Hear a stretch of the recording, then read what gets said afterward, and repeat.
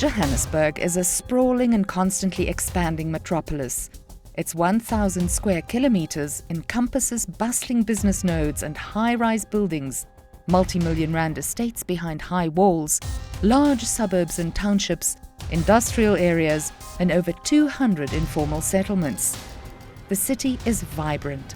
With a population of around 4.4 million people, it has an undeniable heartbeat that draws ever more people to its bright lights and lure of opportunity.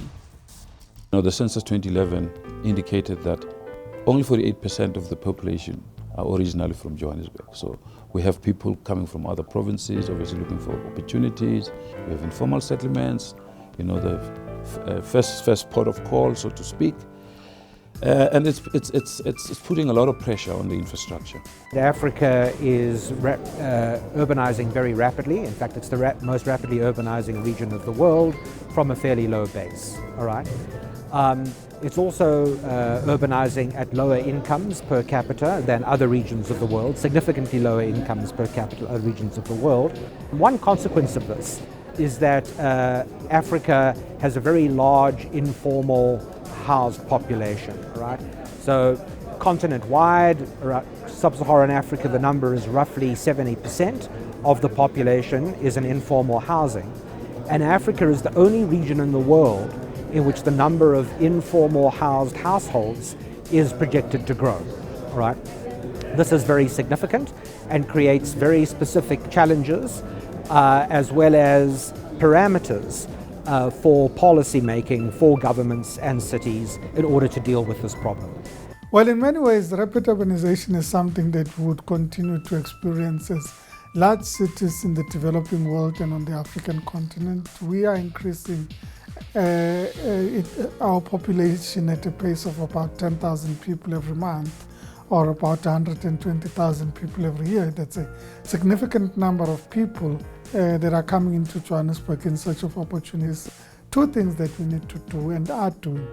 It is about ensuring that as people come into the system, they have adequate access to reliable and safe accommodation. With the ever-increasing demands on the city's infrastructure, there are two crucial questions. Is the current infrastructure solid enough to cope with the present demand? And what plans are in place to help the city cope with further urbanization? In the next hour, we'll look at urban sprawl and spatial planning, the pressure on the road system and the expansion of public transport, water and power infrastructure, and the development of economic nodes. Well, if you think about cities and infrastructure is the backbone of ensuring the success of a city. If you are to enable a city to prosper and function better, it requires adequate engineering infrastructure. We projected that we need to invest about 110 billion rands over a period of 10 years starting from 2011 in infrastructure in Johannesburg to meet three primary objectives. The first is about spurring on and supporting growth and development in our city. We're a city that is growing, that is the commercial heartland of our country and continent, and we need to create infrastructure to support business in our city. We really understand that if you don't have the infrastructure, you don't have an economy to grow into it, So obviously a large part of our company, but not just in Johannesburg, but generally for the country, to do the NDP rollout. It's critical that the infrastructure does move forward all the time. Look, in the past 20 years, we've made lots of progress. Our rate of urbanization has increased. More people live in urban centers than they have before. We need to move to the next level and ask some tougher questions of ourselves about, firstly, how do we avoid sprawl? That means the city that keeps spreading, and which then becomes a very expensive city to run in terms of providing infrastructure, providing services, and in particular in the South African context, providing public transport at a cost-effective level, which is what people in the lower income groups actually require. The second is to work towards a plan that will start compacting our cities. Now that's easier said than done. Many attempts have been made over the past few years. Some have succeeded, others have been stalled. The city has now demarcated an urban development boundary beyond which development will not happen for the foreseeable future.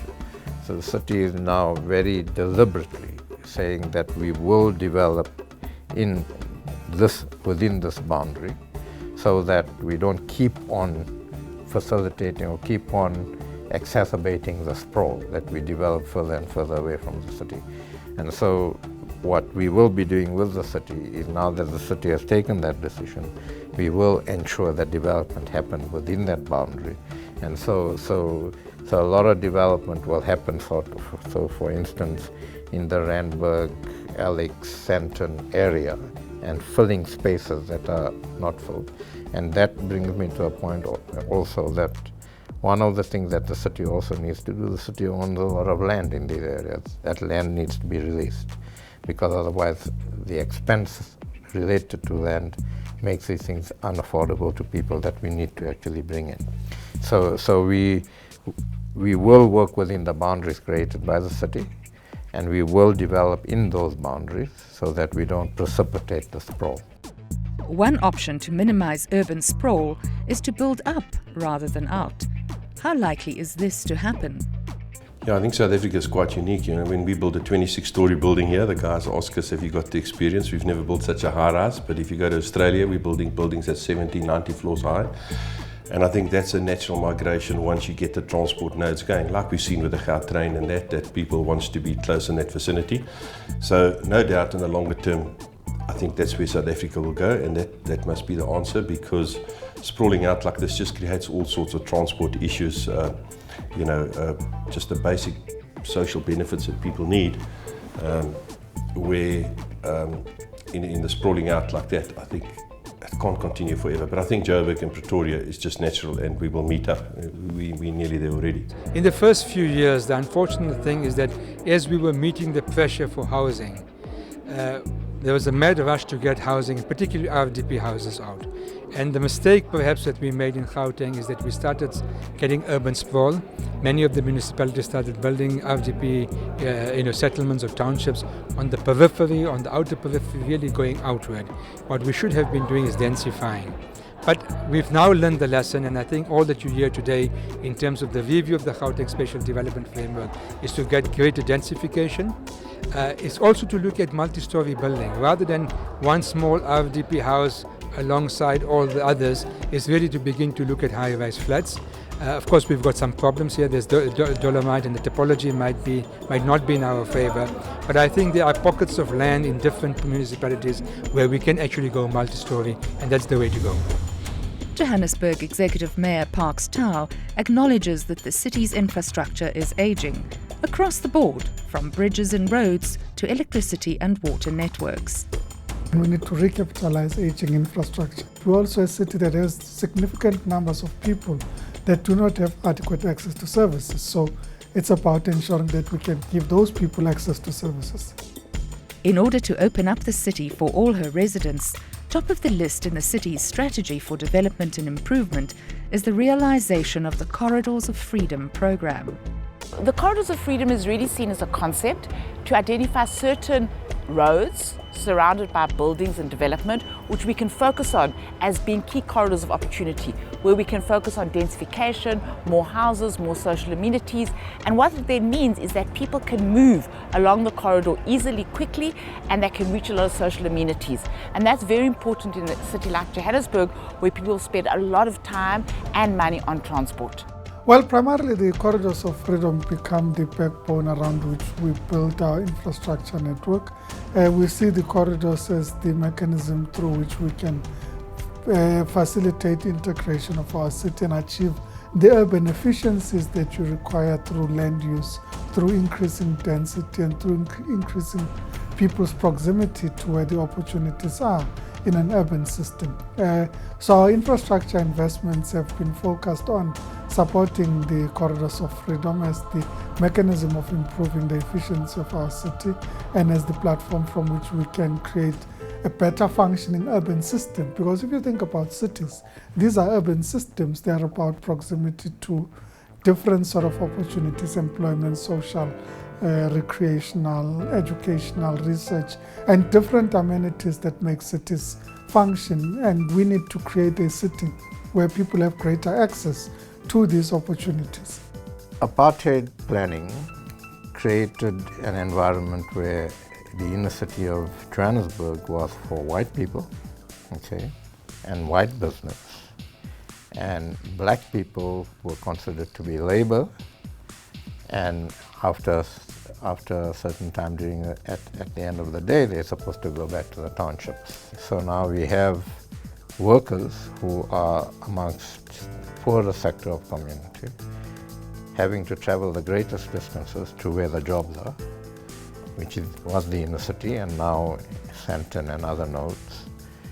And that makes for a very inefficient city. So even up to now, people living in townships spend close on to 14% of their income on transport. As a city, we have identified 3 important corridors as a first phase. The first one is really from Soweto along Empire and Perth to coming into the CBD, and then a second one, Louis Botha, between the CBD and Alexandra Township, and then also going to the south towards Turfentine. In the more longer term, you know, there's the Ekurhuleni has announced Erotropolis, so we're also looking at a corridor that will go from the Erotropolis to the new development, Modderfontein, Zandai, Limborough Park, Marlborough, Alex, Sandton, Randburg to Kaya Sands. So we have a very dispersed city formation. All right, so you've got the inner city here, you've got Orange Farm way away, all right? You've got Soweto quite far away. And so what we now need to do is we need to connect those. Now there's different ways of doing this. We need to ensure, one, that those working in the inner city have appropriate public transport nodes so that they can get to the inner city at reasonable cost, safely, and they can have a choice of transport that they want to use, okay? So it's not just taxis. There should be an efficient rail transport, there should be an efficient bus transport, there should be cycle lanes if somebody wants to cycle. So we should be able to create the environment to give people the choice. There's no doubt, spatial integration is very much connected to economic opportunities, and in the South African context, to providing a new level of social reconciliation and social cohesion.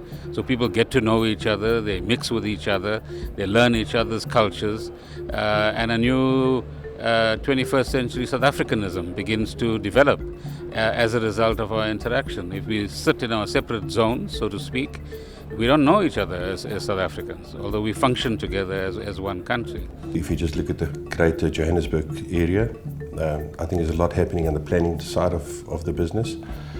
And if you do look back over the past year or two, you know that the inland city port that's been successfully completed is good for bringing in the freight into Johannesburg, unlocking some of the transport nodes. The work that's going on around town that we all see, sometimes to the frustration of the motorists, the BRT system that's going, and fortunately we play quite an active role in that. And if you look at the public participation with the Stein Cities and the waterfall developments, where they're working close to government, but at least creating new infrastructure for corporates to grow into and for the economy to grow into. So really going forward, we hope that this will continue because we've got to just unlock this node. One of the aims of the City of Joburg is to be a compact city and to address urban sprawl. And realistically, what we need to do then is to be able to concentrate public transport on certain corridors and concentrate development on that. So I think transport is a very important urban spatial tool. It's almost a tool to achieve spatial restructuring. On the other hand, particularly if you also look at freight transport, that is a very important part of making our economy competitive, that we can move people and goods around our city affordably, safely and speedily. Well, a number of important things. The first is about building a public transport network. Amongst others, we're building a bus rapid transit system that would link different parts of the city. And for us, the bus rapid transit system is critical because it brings people closer to where the opportunities are. It is dedicated lanes where people would move faster, cheaper and more reliably along the lanes of our city to get access to where the opportunities are. But it's also about building physical linkages. We're building dedicated bridges from the west into the eastern parts of the city. If you think about it, on the Greyston off-ramp, we're building a dedicated bridge for cycling and walking. We're also building a dedicated BRT bridge so that people can have better access. And these are about building those sort of linkages that bring our city and its citizens in close proximity to each other and where the opportunities are. We've been fortunate on the Rio Via in various cities all over the country, from Rustenburg to the Durban area, Pinetown, and certainly in Johannesburg and in the Sandton area. So we're on our third contract at the moment. As you might see, we're going to do the second bridge over the highway here, which will be for the BRT, for the bus route, and that'll really unlock this whole from Sandton to Alexandra. So I think it'll give the people a lot of public transport at a reasonable rate. That's been good for us because, you know, the larger infrastructure projects have dried up in the country. I think there's so much maintenance work to be done and rehabilitation work, and then secondly to unlock the public transport. So we've been fortunate, I think, you know, we've had various contracts. Not so easy working in the middle of Sandton, but it's good. Well, I think in the transport department we have a number of focuses. One focus which is about public transport, and there really we're looking at the ongoing rollout of the Rio Via, ensuring it performs well. Secondly, the restructuring and recapitalisation of Metrobus and integrating that together with the BRT system. And then also ensuring appropriate integration with both PROSA and Gautrain, so that those four modes together create a very strong backbone for people not to be dependent on cars and to be able to use public transport as an accessible mode. My interest in the BRT is the fact that it's assisting us to reduce greenhouse gas emissions. You know, we're not doing well generally as the city. We're one of the highest emitters, and we have developed a climate change framework with particular targets that we want to reach. We want to move between 45 and 65% in reducing GHG emissions. So I'm hoping that as we roll out, you know that we are continuing with the rollout. We're busy with the Louis Botha corridor now. The mayor was saying if we do well there, we might need to probably push it up until Midrand and Ivory Park. And introducing and linking it as well with the Gautrain. So basically we're talking about an integrated public transport system. So if you've linked the BRT with the Gautrain, and you of course we have a particular role for taxis as well, and buses, Patco buses, and all the public transport that we have, that all of them in a particular place find you at a station, either Park Station or Gautrain Marlborough Station. For me, that will help in reducing the amount of cars from our roads, hence helping us to deal and reduce the emissions of greenhouse gas emissions. For public transport to function properly, roads and bridges have to be strong and spacious. In total, the city has a road infrastructure of about 13,500 kilometers. These days, there are roadworks just about everywhere one goes in the city. Popular conversation openers these days are around time spent in traffic. Is the city coping with the demands on the road system? I think they're under a lot of pressure. We're seeing a lot of rehabilitation work, which is also critical. I think especially on the roads. I don't think you can drive 20 k's anywhere in this town, and you'll come across some roadworks in the area. So we've got to compliment them out of that respect. I think it is the greater rollout of the next phase of the transport system that's going to be critical, because you don't have to drive far to understand the traffic congestion, and I think that's why people are moving out of the city centres to new developments that are taking place. The roads are receiving attention. We've been looking at resealing of the roads. We've been looking at recapitalizing those that in fact were becoming derelict, so to say, but also extending roads infrastructure to communities that don't have access to road infrastructure. If you think about it, the roads budget in the City of Johannesburg has increased quite significantly. And when you talk about the roads agency, it has a number of functions. Critical amongst those would be the road network, the bridges, and the stormwater system. And these have demonstrated that they are beginning to feel the pressure. There's a couple of major programs that we are currently implementing throughout the city. Just to mention a few, the gravel roads upgrade in townships. We are currently working in 13 townships. For this financial year, we are spending an amount of 221 million, where we are upgrading gravel roads to tarred roads with associated stormwater systems. The second program is the road resurfacing program. It's touching almost every region of the city, and it will continue for the next couple of years, because in total the financial requirements or investment for road resurfacing is in excess of 3 billion rands. Uppermost in the minds of most motorists is the matter of potholes. What are the Johannesburg Road Agency's plans around potholes?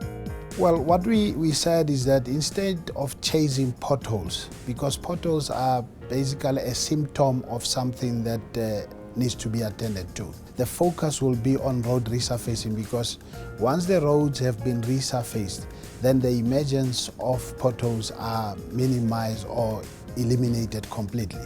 So in fact, our statistics are indicating that areas where we have touched in terms of road resurfacing, the numbers of queries around potholes have decreased since the rollout of the resurfacing program.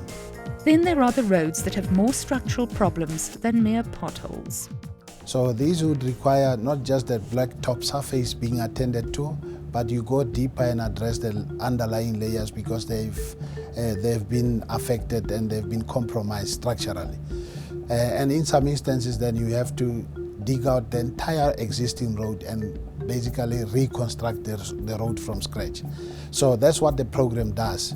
It's a bit expensive compared to the road resurfacing program, and that's why the progress in that part of the program is a bit slow because of the high cost involved. And I think the public and the residents of Johannesburg will see the impact thereof once the work has been done. Quite a bit of work has been started in Mayibuya in Region A, but there's other regions where we have also touched base with. We're looking at investing in our bridges, particularly along the major arteries and highways.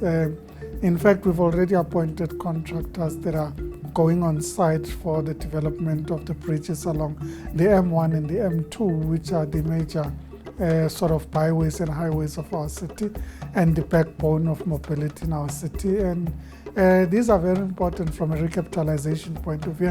When you talk about bridges, you can only realize that it's not working when it collapses. So we don't have the luxury of waiting for a bridge to not function. We need to ensure that particularly those important bridges, that we're able to recapitalize them timelessly.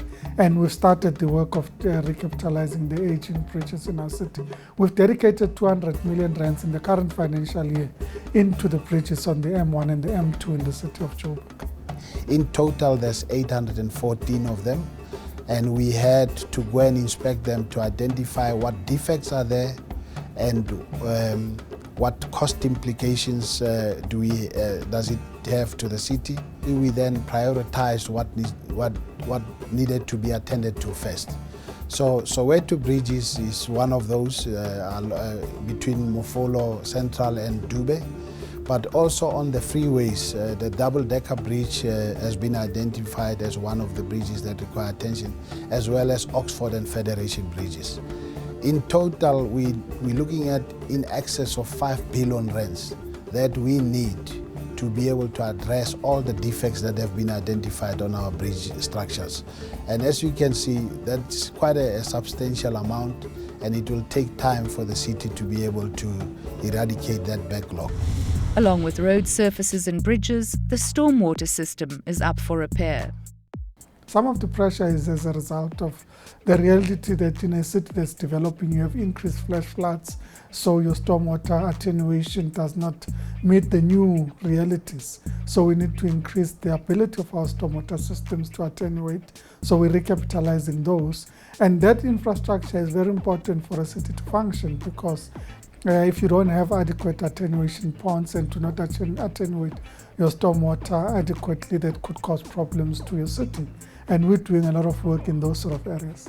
We are picking this up in bits and pieces as the infrastructure collapses, because we then carry out inspection, not just where the damage is, but extend it a bit further to make sure that we're not just addressing where the problem is, but if there are other sections of that stormwater system that require attention, whilst the team is there, then they can address that. But it's quite difficult now to say what the extent is, because we we are conducting that exercise now. But clearly from the information that has been gathered to date, is indicating that it's more than twofold what we thought we have in terms of the extension of the infrastructure. The JRA has a lot more to deal with than roads, bridges and stormwater drains. Besides looking after traffic lights, network monitoring and traffic engineering, it also has to ensure Joburg roads are adapted to accommodate cycling lanes, public transport lanes and pedestrian-friendly areas.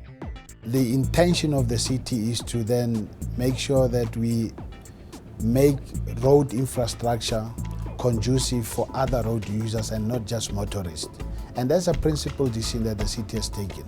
So we are pursuing that, and it's going to inconvenience most people that have been more confined to their own vehicles to start looking at or considering use of public transport and other alternatives. And this is a program that will be rolling out going forward. In fact, in the freeway improvement program that I've mentioned, we are already looking at incorporating dedicated public lanes, public transport lanes in the freeways. And this, in the very near future, is going to push people to a point where they need to start seriously considering use of public transport, because it will be the most convenient way of moving, between points. After the break, water, power, the inner city roadmap and private sector investment.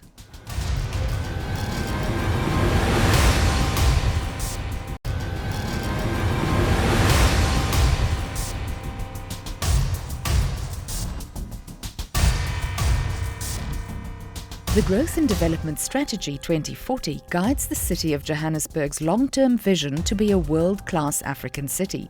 In essence, the GDS points towards an improved quality of life of Johannesburg's citizens by providing them with a resilient, livable and sustainable urban environment.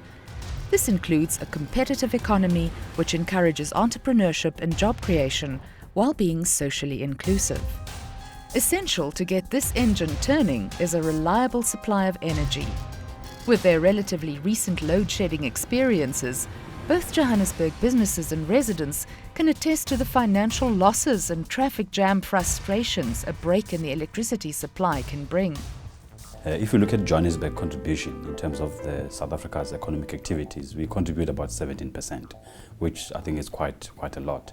And in terms of obviously the job creation, we contribute about 11% of the workforce in South Africa. So therefore, if you look at the role of City Power, is very, very strategic and very critical, not only for Joburg or Gauteng, but for the country as a whole. In any business, you will want your affordable continuous electricity to be supplied throughout the city, and that's what business wants. So therefore, we then try as City Power to be able to make sure that we structure our tariffs for businesses, but also as well as for the poorest of the poor. I think we're doing well. 95% of our communities have access to electricity. In the city, we're battling mostly with informal settlements. And we have decided as the city that we will electrify informal settlements. Of course, then the housing department must tell us what are the statuses of each and every 200 and odd informal settlements that we have. We've started with about 4 in this financial year, hoping that we'll increase. We have been given an allocation for this year and the financial year that's coming, that we can electrify informal settlements. We're investing particularly in low-income households on solar water heating solutions, and you would see that in areas such as Alexandra, Noordgesig, Eldorado Park and so on, which are already experiencing the access to solar water heaters. And this is important because it reduces pressure on the grid. But also we have set aside about 200 million in the current financial year to install electricity in informal settlements, appreciating that many of these have not been proclaimed. Some of them might even be relocated. So what we're doing now, we're actually coming up with these microgrids, and it's hybrid, meaning that we have solar PVs that we're rolling out in those areas, but at the same time we're making sure that we're distributing gas bottles in those particular areas, and then over and above that we're then making sure that we run the grid and tie it back into the entire grid. So what we're doing is this hybrid microgrids that we can eventually, at the end of the day, when we have security supply issues, being in a position to use it as part of generating power back into the grid. When the City of Johannesburg was formed, it incorporated several pre-existing municipalities with their own electricity infrastructure.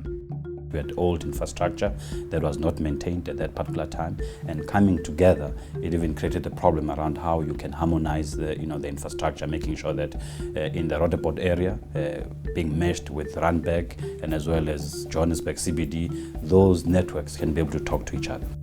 City Power came up with a network master plan linked to the city's growth and development strategy, which identifies the wattage needed by growth and development in specific areas. One recently launched project is the upgrading of 6 substations at a cost of 500 million rand over the next 3 years. The existing infrastructure in the region is more than 40 years old and has limited capacity to meet an increased power demand. We're currently building about 1,000 megawatts substation, and again it's in an effort to make sure that we support the developments within the city. But over and above that, we've refurbished over 30 substations where we've either created a new substation or we've refurbished a transformer, for instance, or overhead lines or underground cables to try and deal with the issue of refurbishment and the backlog that had been created over years. Just in terms of the numbers, we've basically spent over the MTEF period about 7.9 billion just on infrastructure refurbishment and strengthening. But if you look at the past 10 years, 3 years from now, we've basically spent over 10 billion just on infrastructure refurbishment and strengthening. With guaranteed continued urbanization and an influx of 10,000 new residents per month, many of them moving into informal settlements, can Joburg Power cope with the demand? Obviously, it comes with a lot of issues around illegal connections, for instance, but we've got a strategy to deal with that. And part of the strategy is to make sure that we roll out those microgrids, for instance, to make sure that in a formal environment, we then start making sure that as part of our master plans, we start addressing some of the capacity requirements. Just roughly, we're peaking currently in terms of the megawatts at 3.6 gigawatt. If you look at our peak, which is in winter, and our forecast in terms of 2030, the capacity within the Johannesburg, it will grow to about 6 gigawatts. So that's what we're looking at. So whatever that we're doing, the substations that we're building, the infrastructure that we're upgrading, it's geared towards making sure that we can support the future developments that will be happening around the city. While the demand for a steady and uninterrupted electricity supply increases, there is a sub-society working diligently at making it difficult for the service provider.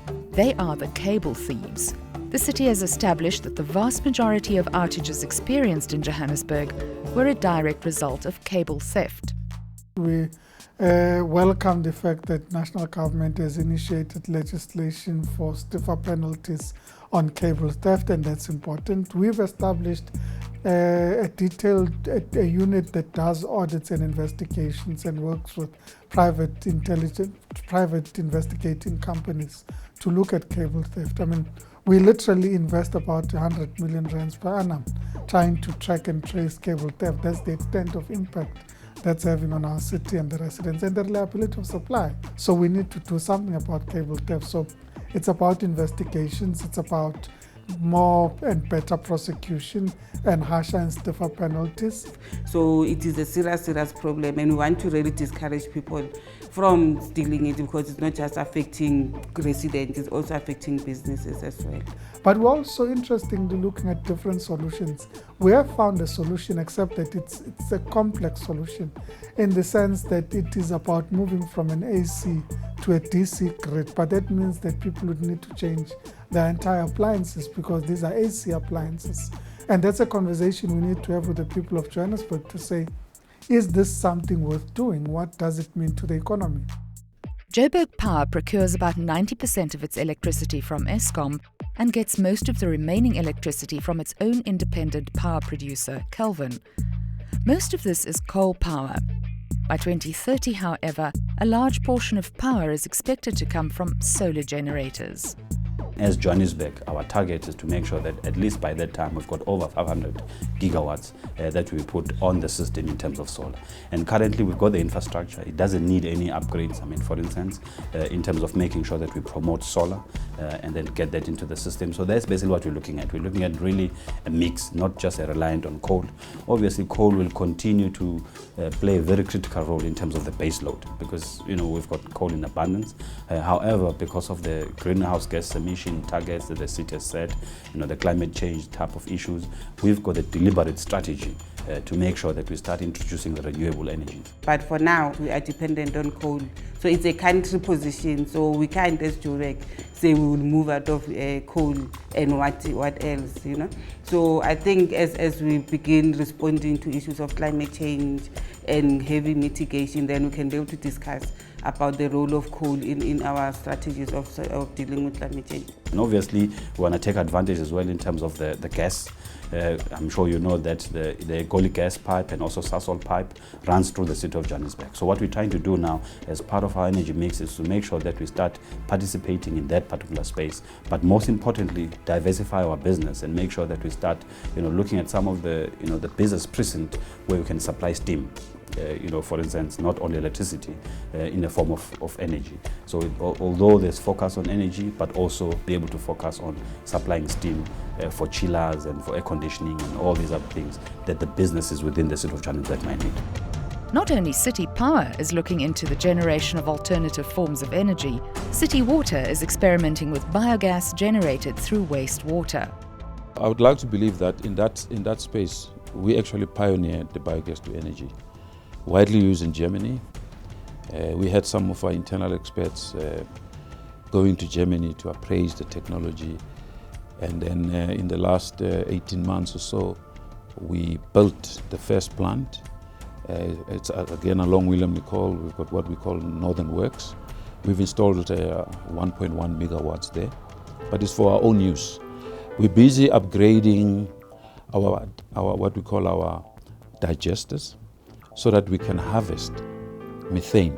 And then through this, we produce electricity. It's not a lot of electricity, so some of it we're going to use for internal use to reduce our operating cost at our wastewater treatment plant. There's a potential of about 10 megawatts, or 10.2 to be exact megawatts. We've already implemented 2 megawatts.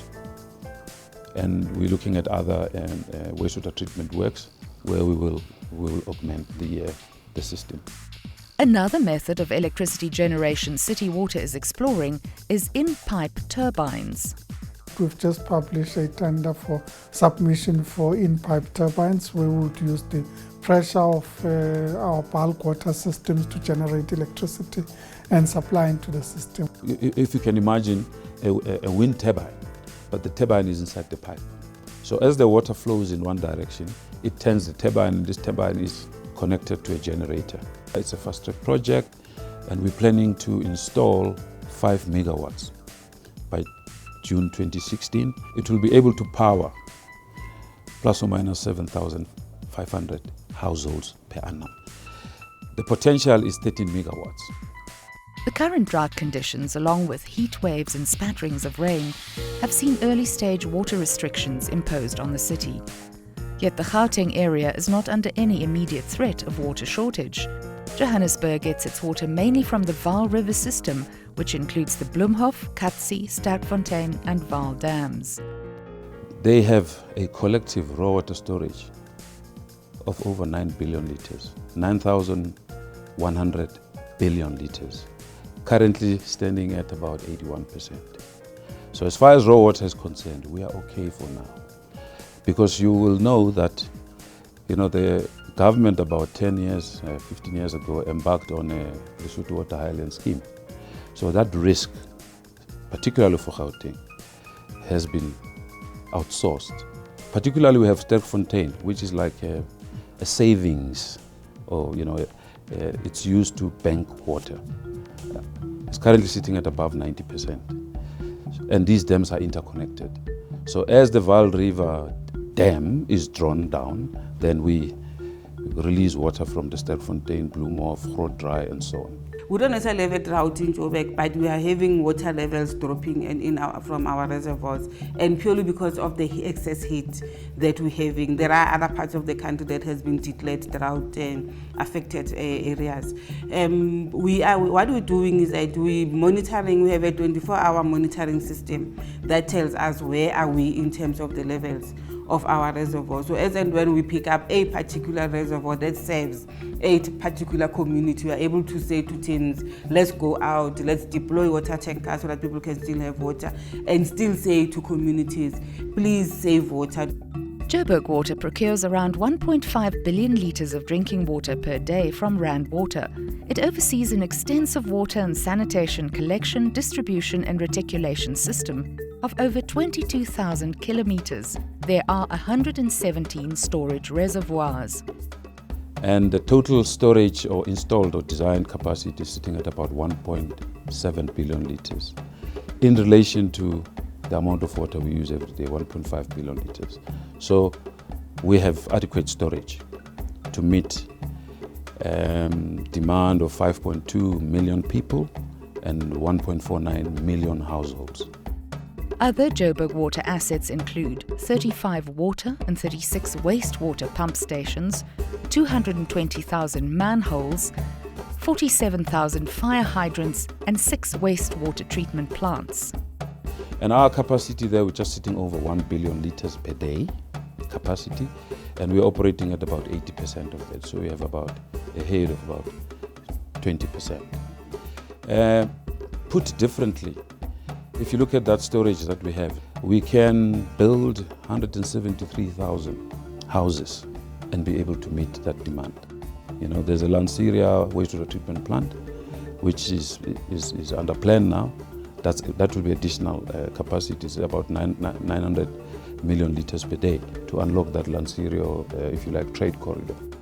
While the city has adequate storage capacity, the matter of water loss through burst pipes remains a concern. We took over a very old water system. Our pipes are sitting between 70 and 80 years old.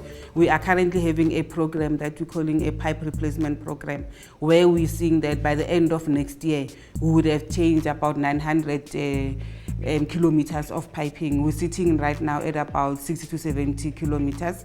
And once we've done that, at least we'll be sure that our pipes are brand new. They're able to carry the water that goes through it, and we don't have best pipes that we have. Given our extensive water network, we experience plus or minus 3,000 pipe-based incidents in the city. Obviously, there are hotspot areas.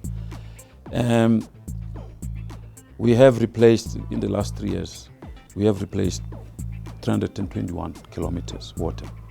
And correspondingly, the pipe-based incidents have reduced by 10.5%. It's painfully slow. Hence, we need this sustained infrastructure investment or strategy. Then we'll start to see gains. We've been able to reduce unaccounted for water from 32% to now standing at about 24%, and continuously counting the reduction in unaccounted for water in our city. And for us, that's important because we're a water scarce city and country, and it's important that we preserve the resource. We're also looking at how we deal with the commercial losses that we're experiencing in the system, and reducing the commercial losses that the system experiences, so that you improve metering, you improve behavior, you improve the way in which people manage the resource. An average Johannesburg citizen uses 300 litres of water per day. The country average is 175 litres per day, and best practice goes down to 150 litres per day. So increasingly, we have to put together programs, and some of the programs are underway to look at alternatives, such as drilling of boreholes, such as a reuse of treated effluent. For example, the Stein City development, they actually use treated effluent because they're close to one of our works there. So we're looking at programs where we can roll this out to other golf estates, golf courses, business parks, as an alternative to using drinking water to irrigate their expansive lawns and so on. Joburg Water has a multi-year, multi-pronged strategy which includes pipe replacement, pressure management and education and awareness. And all of these programs now are gaining traction.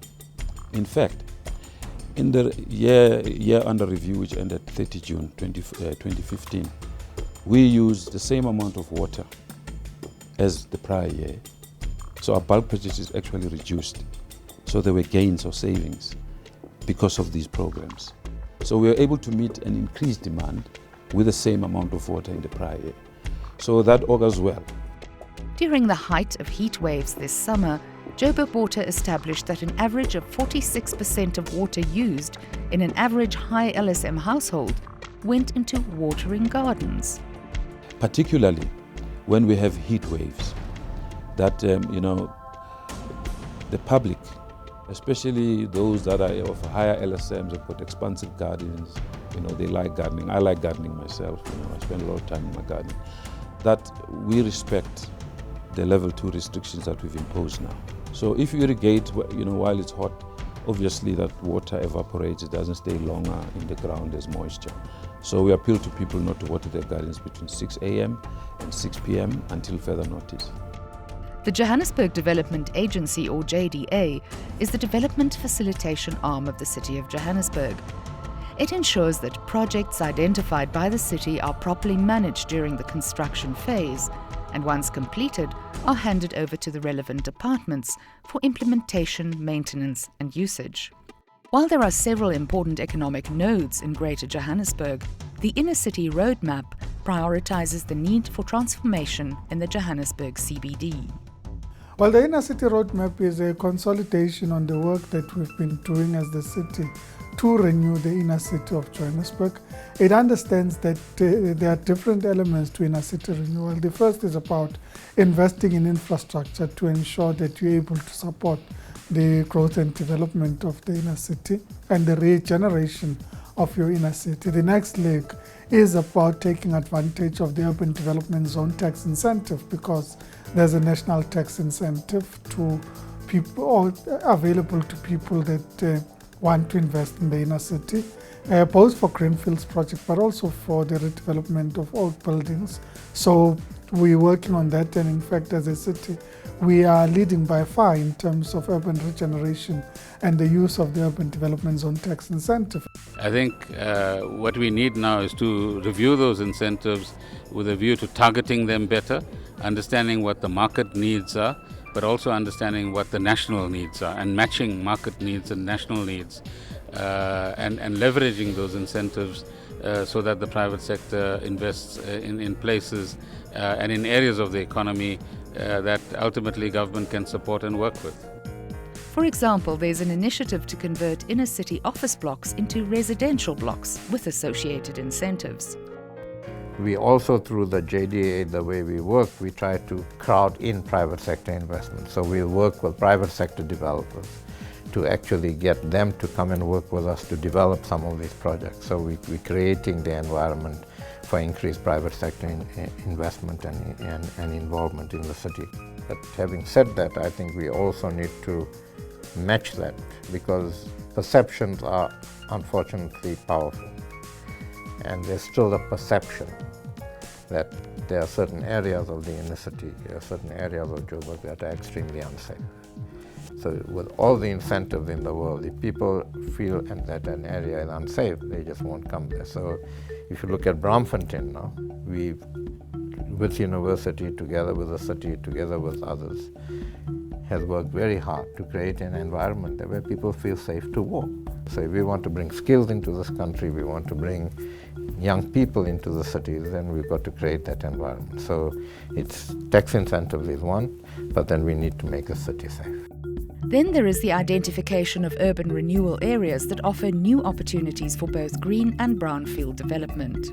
We've witnessed this in Braamfontein. Braamfontein has consolidated itself as the most useful epicenter of our city, and the activities that take place there are reflective of the reality that it is where young people are concentrated. If you think about the location of the University of Johannesburg and Wits University and other educational colleges and institutions that are available in Braamfontein. The way that the Maboneng precinct in Doornfontein has taken off sets an example of urban renewal for similar initiatives. So we can already see the elements of the inner city functioning And that we can continue to celebrate. But we're saying there's the next leg of the roadmap, which is about improving urban management, about ensuring that there's greater cleanliness, particularly in the derelict parts of the city, that you reduce the amount of crime that's there in the inner city. And it's a program that we've been working on extensively. If you go to certain parts of the inner city now and you compare them to 2 months ago, you'd see that we've been working extensively on ensuring that we can overcome the crime so that you actually complement the infrastructure investments that we've witnessed. Beyond the inner city, there are several growth areas that are attracting private investment and development. The construction firm WBHO, which has the largest market cap in the industry and also claims 50% of the market share, is active in several areas in the city. We've been very active the last few years first of all in Rosebank. We've done various big structures like the new Standard Bank, revamping the mall, the zone and that. And then in the Sandton area, there's always been, I suppose, a bit of a hunting ground. That whole Alice Lane development is a large development. We're on to phase 3 at the moment there. The Discovery head office, I believe, is the biggest build out ever in Africa of a one-off office block. The Waterfall precinct, where we're on the Mall of Africa. And you might have seen the tower that looks a bit like a water tower standing up there. That's the new PwC head office. These are all projects in excess of about 700 million rand. When one takes a bird's eye view of Sandton, there is a lot of construction going on. Does this signify a building boom? I won't say so.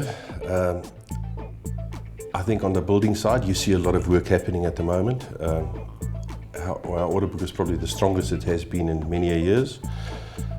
We do see it's a short to medium term because if the economy is not growing, there's a lot of, certainly on the big buildings you see going up around town, is a lot of companies just consolidating and cutting costs and making sure that they not spread out all over town. So we are a bit concerned in about 18 months from now, but in the short term to medium term, we really are confident with the work that's flowing in the greater Johannesburg area. One thing we have done is to take steps to cut red tape, to reduce how long it takes to do approvals when business people come and say, we have this land or we want to build the following in this area.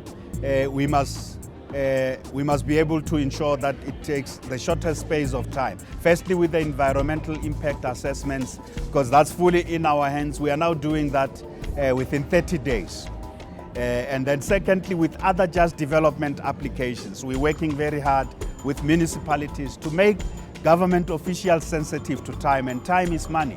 And that we have to understand that business people come into our space to invest, and if we don't treat them well, if we don't roll out the red carpet for them, they will relocate and go elsewhere in the continent or even elsewhere in the country or in the world. So we're building this consciousness and sensitivity amongst our public officials that a responsive government means that we must be able to treat those who come to government, who want to do business with us, must be treated with a great deal of respect and sensitivity. The other key aspect is that these things are not run by government alone. Different communities have needs and expectations. Different sectors of our economy have different types of needs. A micro business or a small business in a township has very different needs from a modern IT firm that requires a particular kind of interconnectivity. So how do you take all of these factors into account and address not just the needs of big business, but in particular, we need to focus on small businesses and micro businesses and give them the kind of infrastructure that will enable them to thrive. The future, as always, is shrouded in mystery. Yet some educated guesses can be made as to what it might hold for the city's economy and for growth prospects. I think it's very exciting. If you look at the energy industry, we've gone through a really rough patch if you look at the past 2-3 years in terms of load shedding, security of supply. But in my view, it can't get worse than this. It has to now, turn the corner. It has to be positive. I mean, obviously, we're celebrating, over 100 days without, obviously, load shedding. So there's a positive sign. Now, with the introduction of renewable solar photovoltaic, for instance, going energy efficient, getting the energy mix right, I think it's going to be very exciting. I really consider myself lucky to be part of this transformation and be able to be in the forefront of this and making sure that we get all these opportunities, I think, within the City of Johannesburg to be able to run and take the country forward. I think it's difficult to answer because I think we are concerned in terms of the National Development Plan, that we really can't see it progressing. We see a lot of work coming from government, but as I say, just maintaining where we are really. The private sector is good, but it can't continue going like that if government doesn't grow and the economy doesn't grow.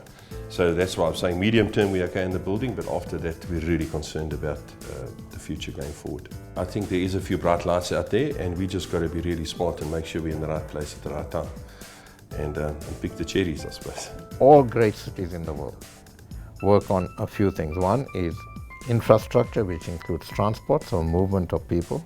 2 is safety and security, and we've got to deal with that. And 3 is a responsible citizenship that looks after the city. So it's clean, it's secure, and you're happy to live in it. And that's what we're trying to do.